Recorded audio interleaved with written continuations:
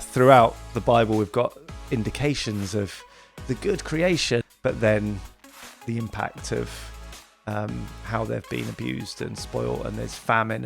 So we've done things like the Green Sundays. Okay, Green Sunday. What happens Green then? Sundays. Does everyone come wearing green, or do you just... As long as you're green fingered.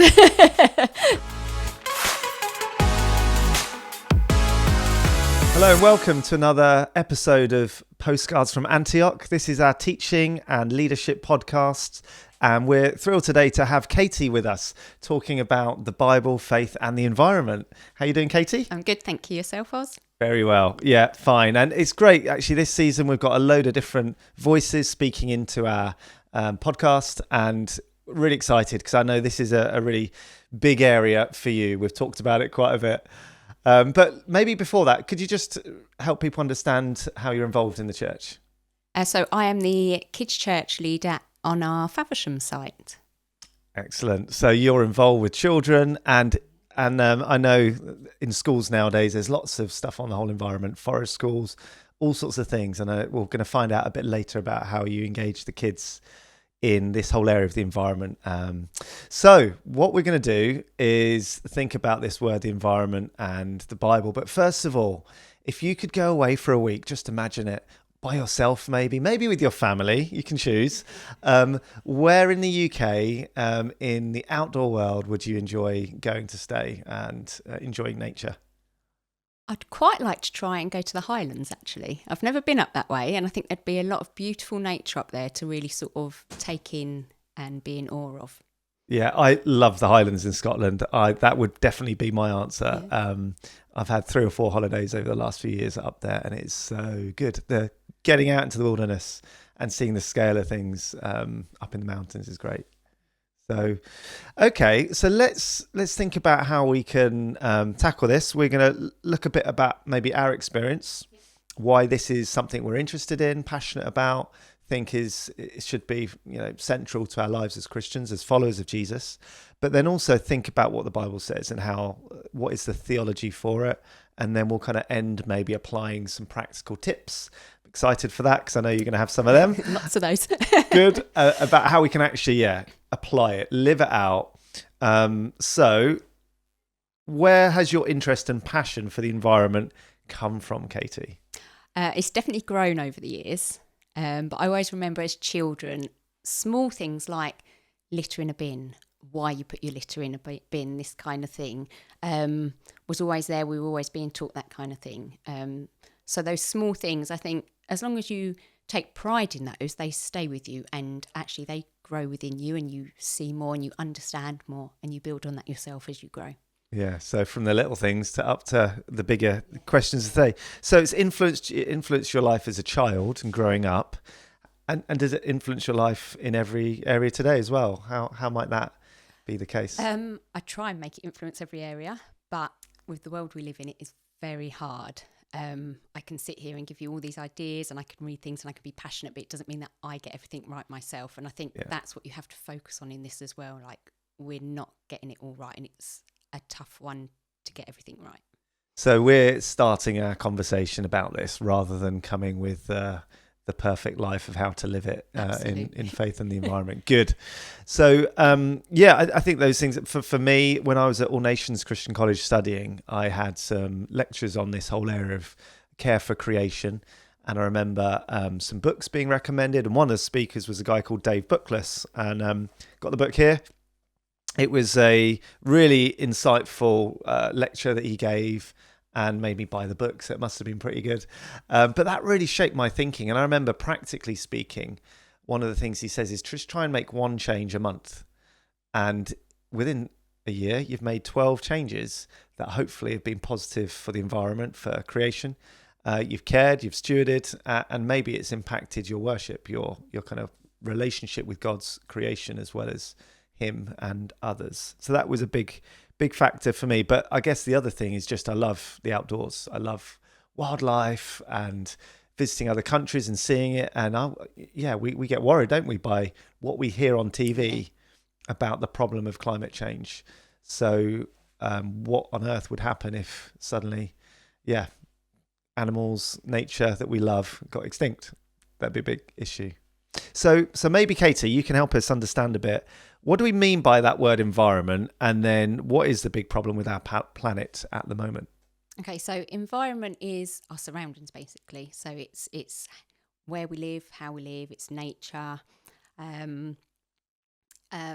Factors like the nature, it's the living, the non-living.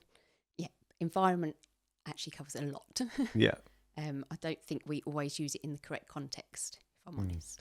Yeah, often we talk about an environment in a workplace, the culture we're meaning, aren't we? When actually today we're thinking predominantly with the created world. So that's that. What is the big problem our planet is in? How would you, why is this really a big deal? Is this just a little interest area that some people have? They wear clothes that are a bit different and they avoid meat and they walk everywhere. What actually is the problem that we're facing? So those are all great things that people can do. But ultimately, we're killing this planet. And we can't pass the blame onto anyone else. We are doing that, and we are conscious that we are doing it. And it's whether or not we're actually showing that we care and trying to make that difference. So we've got people like Greta Thunberg, the Swedish activist at the age of 16, standing there making her speech. Brought tears to my eyes when I saw that, because I thought, hang on a second, she's 16 years old. Like, she's setting such a worldly example to us all. And we just, we need every generation really to be like her in a lot of ways. And it's become a bit of a political football, hasn't it? It's been something that is talked about and used to win votes, but also there's been some controversial things about what some politicians have said about our planet, believing in climate change or not. And you think, wow, this is a big part of ethics at the moment. Yeah. And climate change, of course, is different to environment. Again, that can get muddled up sometimes. So climate change is to do with the temperatures and how they're changing. Yeah. Okay, so we've got that, which can risk or damage potentially, habitats and species, and where often poorer people live. Countries like Bangladesh we hear about, don't we? Yeah. And the risks there. So we recognise then there's a problem in our planet, and yet and that is something that everyone is aware of, and many are shaping their lives to kind of reduce the risk. But many sadly aren't, and the big companies and the big countries that maybe aren't putting things into place are unhelpfully contributing to its damage. So is there any hope? How do we feel about that? You obviously are passionate and try and do things. What would you say to encourage people that maybe are worried? Stop and think, firstly. If you're that worried, stop and think. Again, this comes into little things that you can do, but you can do such small things like the changes a month. When your toothpaste has run out, don't go and buy another tube. I know it's plastic, they say it can be recycled, but if we don't need the plastic, don't buy the plastic. You can get toothpaste tablets and things like this, and they are just as effective with fluoride and for children. So there's lots of different ways, and that already is just not adding to that great big garbage patch in the ocean that's the size of Texas. Wow, yeah. And when you put it like that, it suddenly makes you realise this is the scale of the problem. Yes. The way we are consuming our resources, the way that we're going about our normal lives is not intentionally destroying the planet. It's not intentionally being, pushing to the side the call to steward it. It's just convenience, isn't it? It is, yeah. And patterns of behaviour that maybe we don't realise are negative. Yeah. Okay. So maybe before we hear a bit more about some practical things beyond toothpaste, and we hear some starting points, we could look at what the Bible says. Yeah. And I think that's really important, because as Christians, we don't want to just do things because we think they're good. We want to do them because God says they're good. And that almost gives us an extra motivation out of a desire to please him, to love him, to fulfill what he says is best for us and our neighbours and our planet. So thinking about the theology of this whole area of the environment or creation, I was thinking of it in three kind of key words. So creation, the fall, and redemption. And they're three words that we can sometimes use to sort of track the story of the Bible. And in Genesis 1 to 3, we get the creation account, or 1 to 2, the creation accounts, and how God made everything, and it was good, and it was beautiful, and it flourished, and there was life, and there was this joy at the heart of it because God delighted in it. And then that good, diverse creation with animals, with plant life, the climax of which was humans, male and female, being made. And what was the job that God gave people? To be stewards of the earth. That's what he asked. That's all he asked for us to do, is to take care of what he'd given us. Yeah. And everything we needed was provided by him. That's right. So to steward, to care for creation, basically, that was what's called the creation mandate in theological speak. And so that was God's plan. This is a beautiful creation that I've made to be enjoyed, and it was all looking good. And in Psalm 111, verse 2, it says, "Great are the works of the Lord. They are pondered by all who delight in them." And so, as well as them being beautiful and great, this created world and universe, they're to be pondered, thought about. So there's almost a point beyond it itself, which is to help us to realize they've been made by a loving, creative creator in God himself. And so there's this link between God, who is the creator, and the way that we respond. And then maybe I'll just look at Psalm 19, verse 1 to 6. We won't read it all, but a few verses from there. And this is quite a well-known psalm for God's revelation of himself, how he reveals himself. And it says, "The heavens declare the glory of God. The skies proclaim the work of his hands. Day after day they pour forth speech. Night after night they reveal knowledge." And so the picture that is built up throughout that psalm is God reveals himself through creation. He's showing his magnificence, his glory, his worth of being worshipped through the beautiful world that he made. So it's a pretty good starting point, isn't it? Who wouldn't want to live in a world like that? And as you said, we're called to lovingly rule creation. And that comes in Genesis 1, 26, 27. But then, Genesis 3, we get the fall. We know this is coming.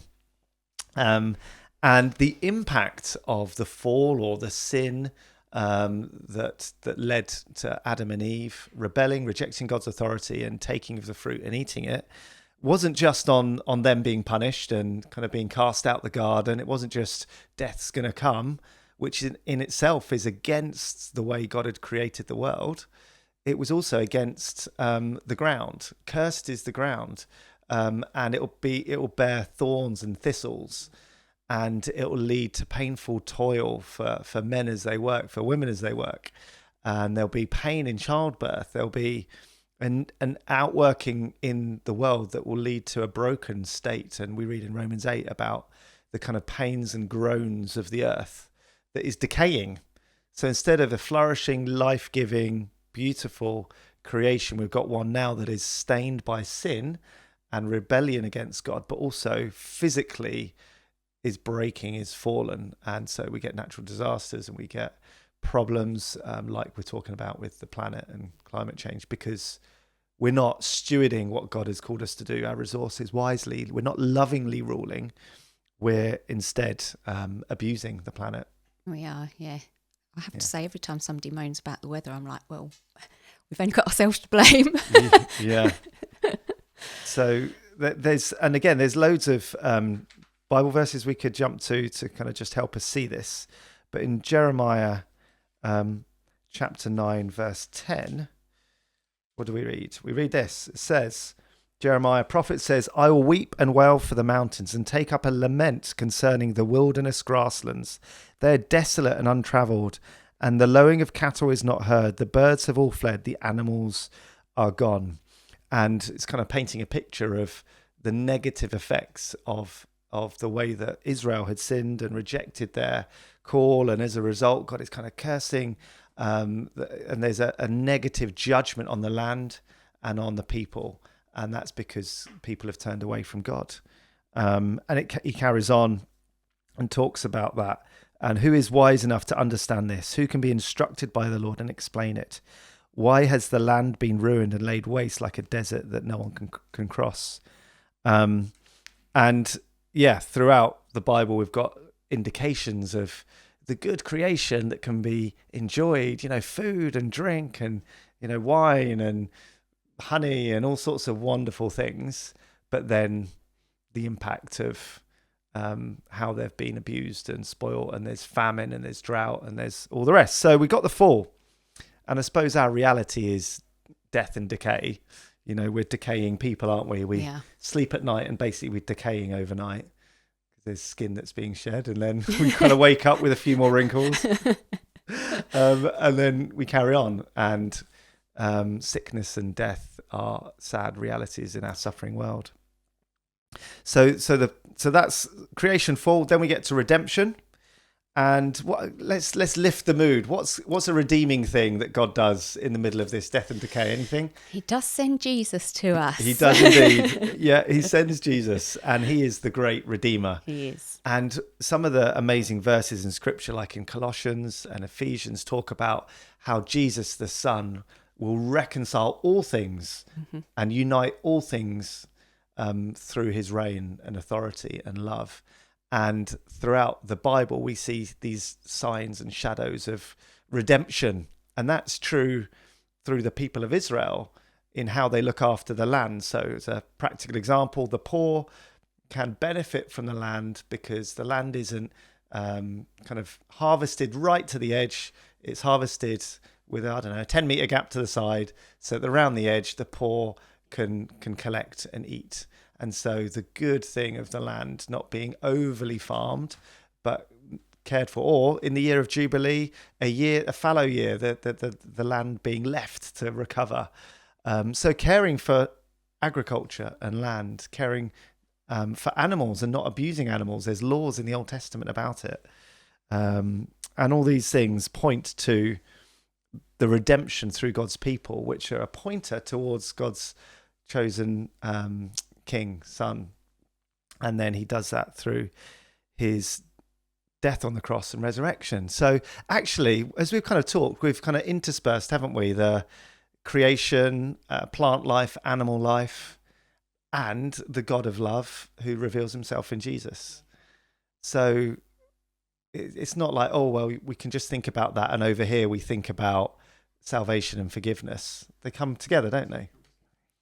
And if God's big purpose is to bring all things together and redeem all things, one day to return and see the resurrection of the dead and the creation of a new heavens and a new earth, that's all about the physical world, the new heavens and the new earth, a world without pollution and death and decay, and instead harmony between the lion and the lamb and cattle and the wolf and all the other stuff. Think, wow, what is that a picture of? It's a picture of a perfect creation, back like the Garden of Eden, but without the fall to come. So yeah, that's kind of where things are headed. And we could look at Revelation 21 or 1 Corinthians 15.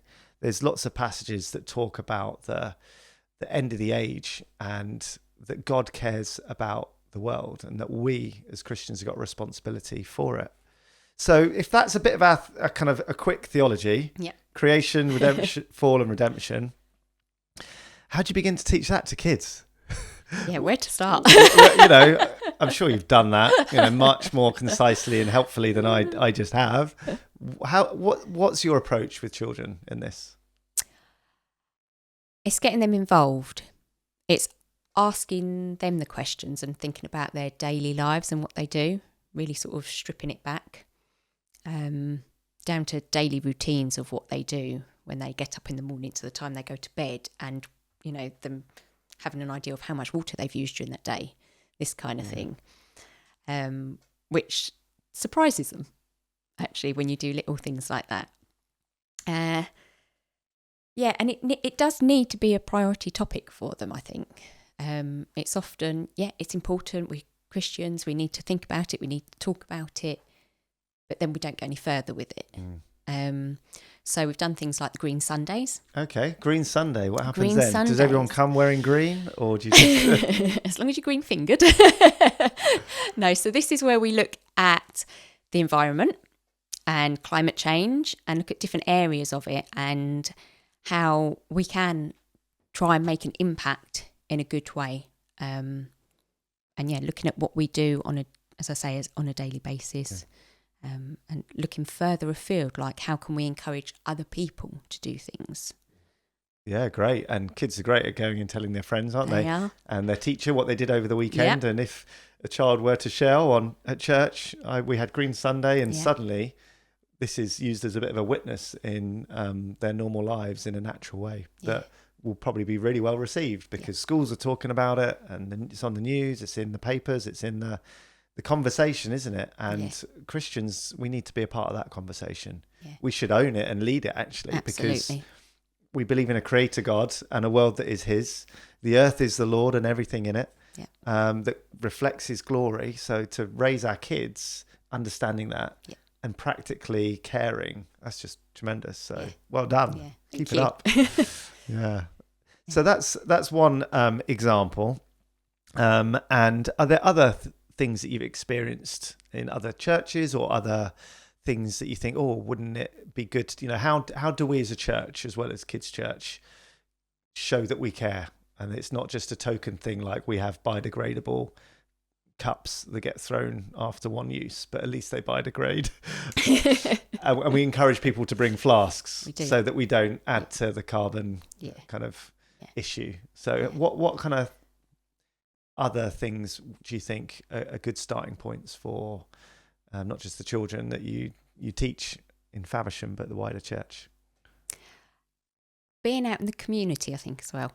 Faversham is getting quite good for this. So you can do litter picking at the Rec, at Faversham Rec, and there's litter picking in a couple of different areas. So being out there together and going around our community and showing that we care is really key. And something like that, you can take the children along with you and make it fun at the same time. Make it into a competition, either, know, who can fill up bag first, this kind of thing. Yeah.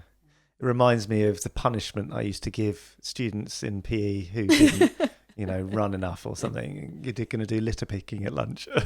So I have to kind of move beyond that and go, oh, this could be a fun thing to do, not just a punishment. But I think actually when I've passed people litter picking in this, you think, wow, that's a choice. It's voluntary. It's caring. It's serving the community, isn't it? Yeah. So it's a good example. Yeah. And how about in your home? What are the things, you talked about toothpaste, what kind of practical things, starting points could you describe in your regular day or week, or maybe that others do that you're thinking about, that might just be prompts to apply faith in this area?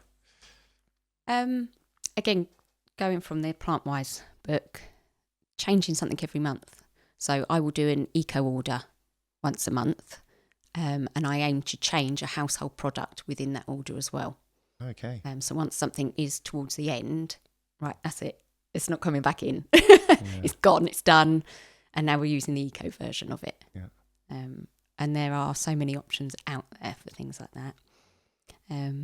But also just caring for your own home environment as well, and thinking about, if you're having a bath, how much water are you using in the bath? What are you doing with the bath water after that? Are you able to water your plants with it, put it in a water butt, or are you just letting it go? Yeah, that's great. We got a water butt last year and probably hadn't used it as much as we could have done because it rained so much. But anyway, and there's the plants are doing all right. But I think these practical things, it's not just, others have got that, I can do that. This is a part of my worship, my care for creation, my own discipleship. Yeah. And I think often the challenge that we have is, it's more expensive to buy the eco stuff. I would, but if I could, but I can't. How do you get around that? So I certainly felt like that at times. I was like, really? Can I do this? I think by doing one a month, slowly building it up, and then it becomes part of your routine shopping anyway, so you don't notice that much difference, really. You're already doing that. That's good. None of it is as expensive as it first was, because more people are starting to change.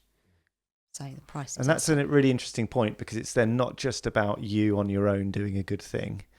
It's also about encouraging good practice so that we overcome this consumerism culture and go, no, we're caring. More and more people are choosing to drop one meal of meat a week, or maybe 2 or 3, and gradually it impacts the wider society. And so there's a growing movement, and it's so much easier and more affordable than it was 10 years ago, you're saying. So actually it's moving in the right direction. Yeah, and some of the local shops now you can get things. So Oxfam do a small range where you can pick things up as well, and which makes it more accessible, so you haven't necessarily always got to order online.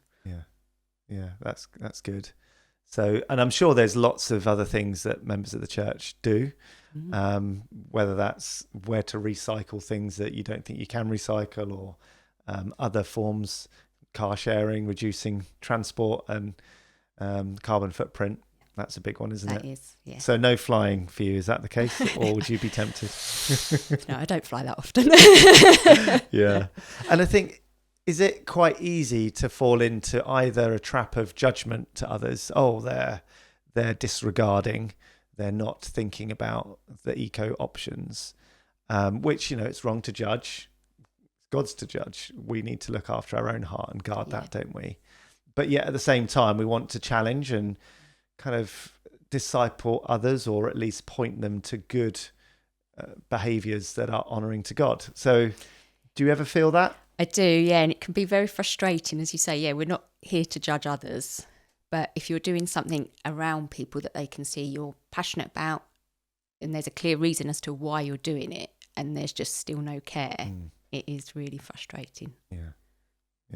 And I think this reminds us of what we're about as Christians. It's the gospel. So it's not that eco works lead us to salvation and to a good relationship with God and getting our prayers answered and all the rest, entry into heaven. This is a response to the gospel of grace. Yeah. As God has created a world for us to enjoy, how do we show that gratitude in the one who would even die for the world and ourselves? And so it's not just about me and my forgiveness and my life. It's about God's creation. And therefore, we're motivated out of his grace to live in a way that stewards and cares and loves others, and therefore the poor in other countries, when we think about how we're using fuel and resources. So, yeah, that suddenly becomes not about legalism and, oh, look at me, I'm a good Christian, but a part of our worship response to a saving God. And one book that, or booklet that I read has this catchy title, Jesus Died to Save the Planet. Yeah. And it kind of paints, this article, the theology through that kind of phrase. And so often we focus on Jesus dying to save me or forgive my sins, which we are aware of, but it's a corporate thing, the church, God's people that he has redeemed and saved. Yeah. And any that choose to come to him. But it's also to redeem all of creation. And I think it's at the end of Mark's gospel that in his Great Commission account, he puts it slightly differently, doesn't he? He does, yes. Yeah, so most of the Great Commission accounts are about go make disciples of all nations, baptizing them, and they're great. But this one in verse 15, Mark chapter 16 says, go into all the world and preach the gospel to all creation. Have you ever preached the gospel to a tree? Not yet. Not yet. Not yet. The key word. Proclaiming the good news of Jesus to a tree. But the point isn't the tree so much as the care of creation, is it? And whoever believes and is baptized will be saved, but whoever does not will be condemned. And then signs are given, and they're about real, ordinary things in our world, So I think it's quite fascinating that even in the Gospels and in the New Testament letters, as well as throughout the history of Israel, we get this integrated picture of Christian worship that's not just in the temple, singing or listening to the word being read. It's also about everyday life. Yeah. And that involves your garden, your land, how you travel, how you care for animals, your responsibility to lovingly rule over the world God has entrusted us to live in. Yeah. So maybe that's why it matters, because it's the gospel. Yeah. And I think that's key to teaching the children as well when we're talking about Jesus dying on the cross for us. you know, the whole point is it wasn't just us. Yeah. It was for creation as well. Yeah. But lockdown's a prime example. We saw how nature blossomed again during lockdown. Yeah. We saw the deer running through the streets. That's true. You know, this was their land, and we've overrun it. Mm. And so quickly things went back to the way they were.